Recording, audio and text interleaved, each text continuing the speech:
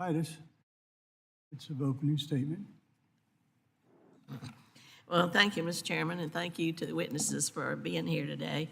As you all know, there are 3.4 million miles of hazardous liquid and gas pipelines in the United States that help deliver energy to all communities in all our districts. Over 11,000 of those are in Nevada, so ensuring the safety of these pipelines is a matter I take very seriously. In 2004, just to do a little history, Congress enacted legislation to create the Pipeline and Hazardous Materials Safety Administration, or PHMSA. PHMSA's dedicated staff in the Office of Pipeline Safety ensures that the United States pipeline transportation network operates safely, reliably, and in an environmentally sound manner. States have also taken steps to improve pipeline safety. In 2021, Nevada became the first state to require annual leak surveys of all interstate natural gas pipelines. This was annual instead of every 5 years, I think it was. By identifying leaks early on, the regulations are helping prevent explosions at businesses and in residential areas all across Nevada.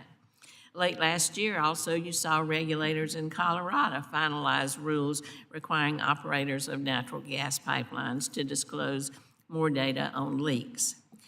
This data from PHMSA show that serious pipeline incidences have really improved. They've decreased by 34% over the last 20 years, and that's great. But despite this progress, there's still work to be done. In January of last year, 2024, two houses, for example, less than a mile apart in Jackson, Mississippi, exploded just 3 days from each other because of Atmos Energy pipeline leaks. The first home explosion resulted in 1 fatality and 1 injury. The resulting fire from the second explosion spread to a neighboring home. These incidences happened after Atmos had identified leaks in their pipelines in the area, but had failed to correct and repair them. Then in December of last year, a natural gas explosion in Avondale, Louisiana, killed 1 person and injured 5, and again, this pipe was operated by Atmos Energy. Congress has repeatedly made it clear that pipeline safety is a bipartisan issue, and I appreciate that. And that's why I'm concerned with President Trump's efforts to slash the federal workforce that will ensure this safety. Last Congress, as the chairman said, this committee approved a bipartisan pipeline safety bill that would authorize PHMSA to hire 30 additional staff members to implement pipeline safety policies and fulfill Congress's mandates. This was supported by Democrats and Republicans, as well as industry and safety advocates, because we all know that increased capacity will make pipelines safer for operators, for communities near pipelines, and for our environment in general. This legislation, however, never did receive a vote on the House floor.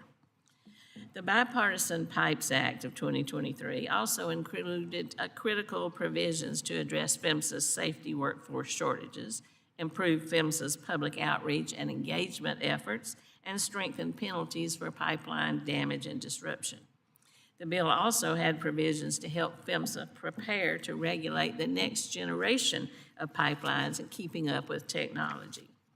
Congress invested in pipeline projects to transport gaseous carbon dioxide and hydrogen through the Bipartisan Infrastructure Law and the Inflation Reduction Act. I want to be sure that the federal safety regulators have the tools they need to mitigate the new risks that are associated with these projects.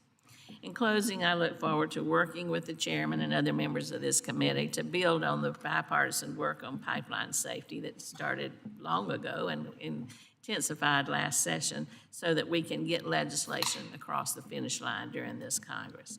So thank you all for being here today, and I look forward to hearing your perspectives. I yield back.